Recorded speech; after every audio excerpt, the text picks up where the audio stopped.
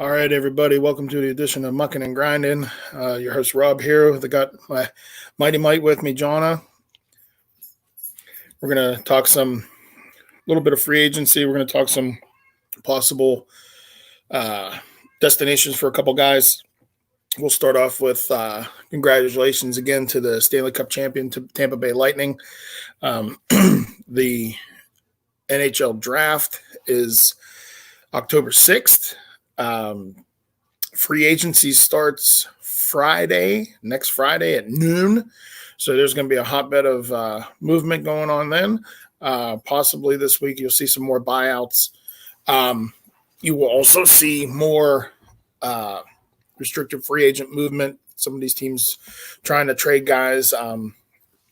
The cool thing is there's a long list of free agents. We're going to talk some goalies tonight. Soft spot in my heart for the goaltenders. There's a lot of them, and there's a lot of restricted free agent goaltenders that could be on the move also. We're going to go with the list with the guys who are free agents right now. You got an Anton Hudobin, a Robin Letter, Cam Talbot, Jacob Markstrom, Corey Crawford, Thomas Kreis, Ryan Miller, Aaron Dell, Henrik Lundqvist, Mike Smith, Craig Anderson, Brian Elliott, Braden Holtby, Jimmy Howard, Louis Domingue, Keith Kincaid, Garrett Sparks. There's a lot of free agents out there. Anything, Jonah, stick out to you with these guys? As your GM, what would be the thing you'd look for? Would it be like the goals against average, save percentage?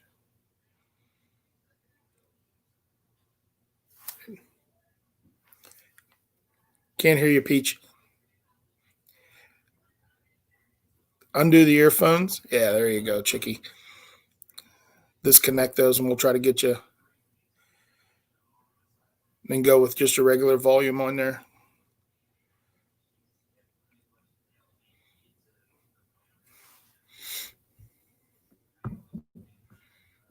We lost you there for a second there. Well, there's a little technical difficulties. Now you got to come back in. Go back into Messenger, Chicky. While she's trying to figure that back out, I know the save percentages as a general manager are like things that I look for. Hudobin had a 930 save percentage. It's kind of a skewed stat in a way because when you go to certain venues, the guys who call the shots, like where the shot on goal, sometimes in like Carolina, like for the Carolina goaltenders, it'll be just a misplayed puck. It'll end up going net. They'll call that a shot on goal, and it's really not a shot on goal. And then for the visiting goaltender, there'll actually be a shot or two that they don't count. Just because it was maybe a deflection and a deflection off of a defenseman. Every city's venue is different. Jay, but we were saying before we got disconnected. Can you hear me? Yeah, I can hear you, but I lost. There you go. We got sound from you. We didn't have no sound from you. That's what happened. Yeah, I lost the Wi-Fi, and then I lost the website. Okay. Yeah, no worries. So, you need the website back up again? Yeah. That's cap friendly. Yeah, I got that, but I don't know what to click to. Okay, when the three blocks at the top will have it'll say UFAs. Okay. You can click on that, and then it'll have all those different search engine parts on it. Go down and click on position, and it'll come up. It'll say center, left wing, right wing. You have to scroll down a little bit. Goaltender, yeah. You can click on goalies, and then you click on the save percentage. It'll filter that back out for you. Ladies and gentlemen, using cap friendly, the NHL GMs use this site. This was run by a gentleman before who ended up having cancer and passing away at a young age. But friends of his took over the site, and it is a fabulous site. There is no other site better than cap friendly. This site, has everything down to the penny. And it goes down through your minor league, your AHL minor league system. It has, every bit of information. You can go to any team and find out any bit of information: who's under contract, who's not under contract, what their cap hit is, what the length of their contract is, if they have a movement clause, what type of movement clause, if it's an entry level contract still. But I digress. We'll go back. What do Okay. I go? So I Go ahead. did the goaltender part. What else do I have to click on? And scroll down and click update results. Okay. You can click on that and then scroll back down after it reloads, and it'll have the goalies in the order. You see it? Yeah. Okay. And then you can click on save percentage if you want, or you can click on their age. You can click. You could just leave the list the way it was. How they have them ranked. I have them ranked as in save percentage wise. Yeah, that's what I'm on. And that's fine. That's fine. That's the best grading for these guys right now. But looking at the free agent list, if you look down your list, also, Robin Lehner looks to be almost in the top 20, the youngest guy that's a free agent. He's 28 years old. Anton Hudobin's 34. Cam Talbot's 32. Jacob Markstrom's 30. As of right now, Henrik Lundqvist is unsure if he wants to come back or not. It's rumored that he wants to play for 2 more years until he's 40. I still think, he was an all-star in 2017, 2018, and 2019. Obviously, King Henrik still has it. He was playing on his, let's see. We'll click on him. I'll go through his stats and everything because I don't have a problem doing that. His cap hit was, still around. It was, let's see, what was his? It was almost $7 million, which is not bad for a goalie of his stature. I'm sorry, it was 8.5. That was my bad. And he was just bought out. That's what I was looking at his buyout. Stat wise, the last 3 years have been rebuild years for the Rangers. He started 57 games, 63 games, and 52 games in the full seasons. I'm not going to count the 30 starts he had this season before the shutdown. I'm trying to get this to expand. It didn't want to expand there. The goals against average, the save percentage was 910, 915, and 907. For a team that's rebuilding, that's not bad, considering you got a young group of forwards, a young group of defensemen. It's one of those things. It's hard to, as a goaltender, deal with a rebuilding team because you end up peppered with a lot of shots, and your numbers don't look as great as they usually do. Jay, any of these goalies jump out at you as who would be a front runner for you to end up signing somewhere? Let's see. Because Robin Lehner is rumored to have a deal sort of in place with Vegas. So okay.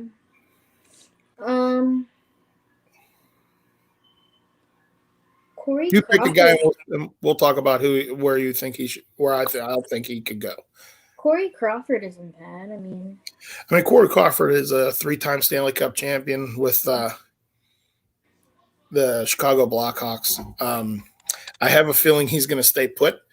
From what I have heard and read, that they're going to give him a minimum of 3 years. I think 2 or 3 year deal. I don't think he's going to be leaving Chicago. He's come back. He's healthy now. He's having some concussion issues. He's come back very healthy. He played very well for them throughout the bubble playoffs. Jacob Markstrom has been rumored to be staying in Vancouver.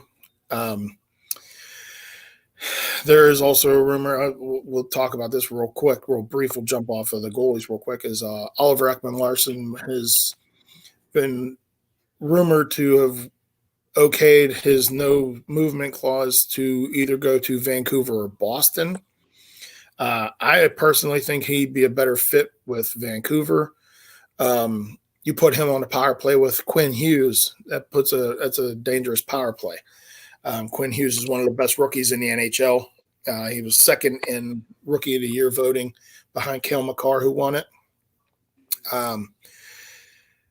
The other deal was like with the restricted free agent goaltenders, like Jonah's favorite, Matt Murray. There's been rumor that the asking price was too high. And I read an article for Josh Yohe in The Athletic that his asking price actually hasn't been too high. Some of the GMs are holding to wait for buyouts, wait for free agency and stuff like that. They want to see who gets drafted where. They're not exactly sure. There's a goaltender, or a good Russian goaltender, it's probably going to go in the first round, maybe in the top 15. The kid's that good, supposedly. I haven't seen him play, so I don't know. There's too many actual decent goaltenders that are free agents if you look at the list, just the regular free agents. Let me go back and I will look at the restricted free agents. And give me a second here. Make sure I am on the right. I'm going to get the position correct. Cap friendly. There's a lot of filters, 35, 40 filters that you can go through. Restricted free agents, there is, by just ranking wise, they have it as Matt Murray, number 1, Linus Ullmark, Andrew Shortridge. A lot of these guys you don't know, like a Malcolm Subban's ranked 8th. Alexander Georgiev, who is the backup to Lundqvist, and him and Shesterkin are going to be the starters there. He's not going to hit free agency. Let's see. As of here, the Mackenzie Blackwood is at 22. Tristan Jarry is 24th ranked restricted free agent. He's ranked low because it's 90. They're like 90% sure that he's going to resign with Pittsburgh. But there's also teams that are willing to throw. I've heard there's a couple teams that have actually been willing to throw high draft picks and a couple decent players at the Pens for Tristan Jarry. The Pens are kind of reluctant to let Jarry go. Let me hit the filter here. We'll see what the save percentage wise. Who we got? Who's the top save percentage wise? Oh, Tristan Jarry was top save percentage wise. It was Tristan Jarry, Linus Ullmark with Buffalo, Mackenzie Blackwood with the Devils, and Cabo Kakinen in Minnesota. Georgiev was 5th. Matt Murray was 6th in save percentage, and that's only on the restricted free agent list. Jay, did you hear anything about Matt Murray with where he may end up? Was it Detroit, Colorado? What do you think?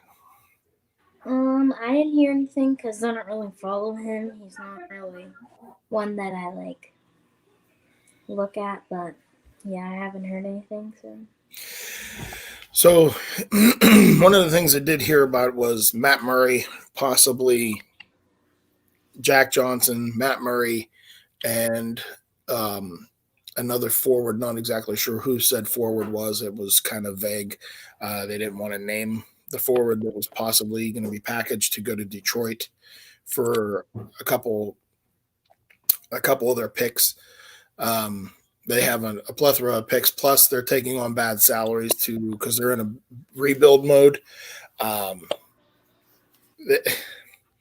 It's hard for a team. They want to make sure that they hit the cap floor, so they are taking on a couple bad salaries. They just took on Mark Stahl and his contract. He's an aging defenseman. He's still a decent serviceable defenseman, but they're taking on those big bad salaries.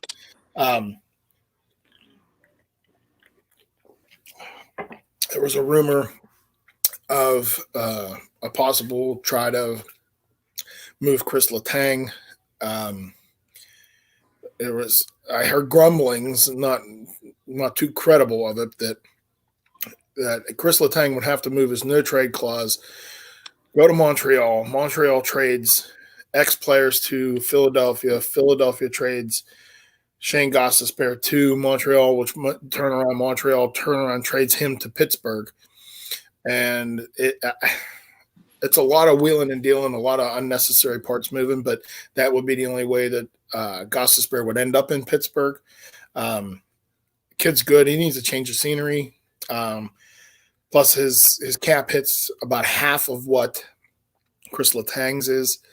And I'm ready to for this next season. They're going to be talking after the draft.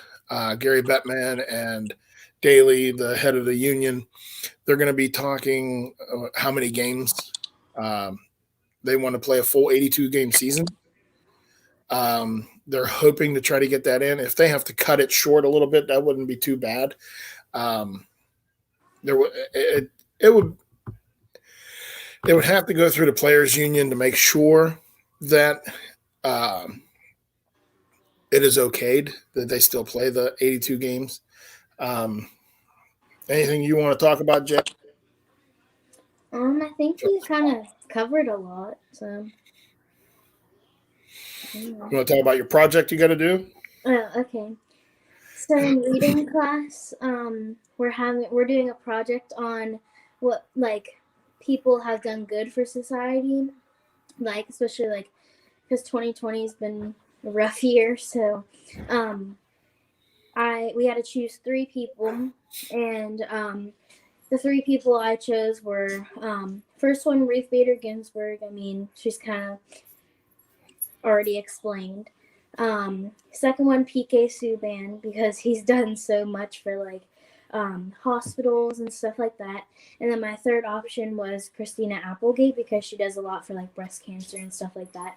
But I decided to go with PK Subban just because he's like not a lot of people know who he is, and I kind of want other people to like know who he is because he does so much. Like a few years ago, $10 million to Montreal Children's Hospital, like, and then he has so many pictures with like cancer patients, and there's like a foundation for a lot of that.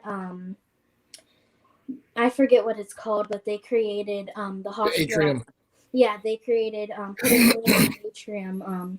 Up in Montreal's Children's Hospital. Because they wanted to show him like, thank you for doing that. Like that's like awesome. And after they did that in the atrium, he spoke and just about like why he does that and stuff like that. But I just thought he'd be really cool to do because he does a lot and he's not very popular out there. He stays humble, which is awesome. Mm-hmm. That's why I picked him. So, as I know, when he was in Nashville, he did work with the Nashville Children's Hospital, and they do a lot in Nashville with the sickle cell research, and he donated. I'm not exactly sure how much, but I know he donated a ton of money to them for sickle cell research. Yeah.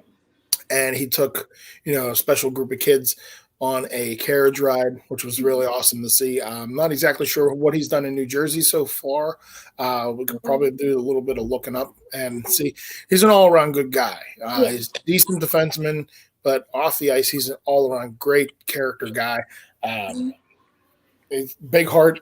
That's what you like to see. He's, like I say, he's just an all-around good dude.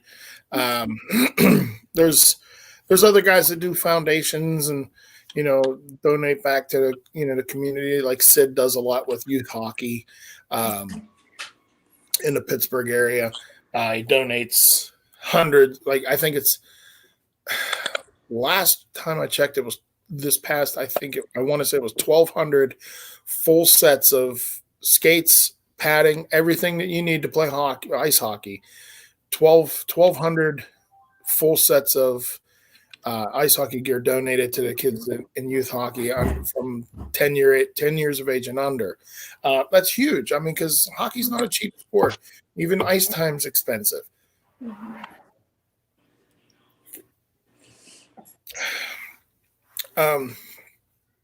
With the Pens, re-signing Jared McCann. There was a little bit of grumble going on that there was possible that he may be signed and retraded. Colton Sevier was brought in. He's going to bump to the fourth line. From what we've heard so far about Mike Matheson, how everybody thinks he's Jack Johnson 2.0 just because he has a long contract. I read an article from one of the Panthers beat writers who's close to the team. He said that actually Mike Matheson might be the fastest defenseman you have on your team, faster than Chris Letang, which is Chris Letang's got decent speed, but Mike Matheson's got a long stride.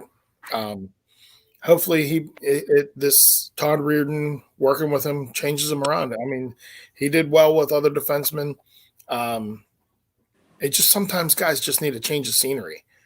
Excited to see what happens. Colton Sevier is one of the guys I'm actually really excited to see on the penalty kill because he blocks a ton of shots, and that's huge.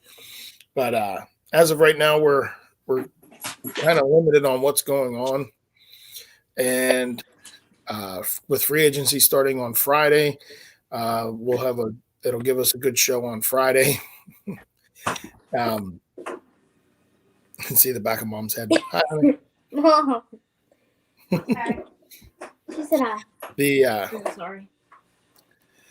We'll have free agency starting on Friday. The draft is on the 6th.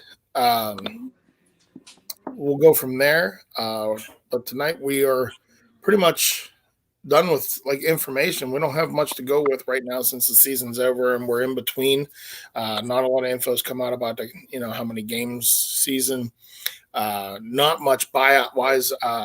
Henrik Lundqvist was the only buyout that happened so far, which was kind of shocking actually. I thought there'd maybe be a trade, but no. But we'll see what happens. We're gonna let you go for now. We're going to see you next Friday. Hopefully there'll be a frenzy of free agent signings that we can talk about. Maybe some, other changes. Until then, we will see you then. Have a good night, everybody. Bye.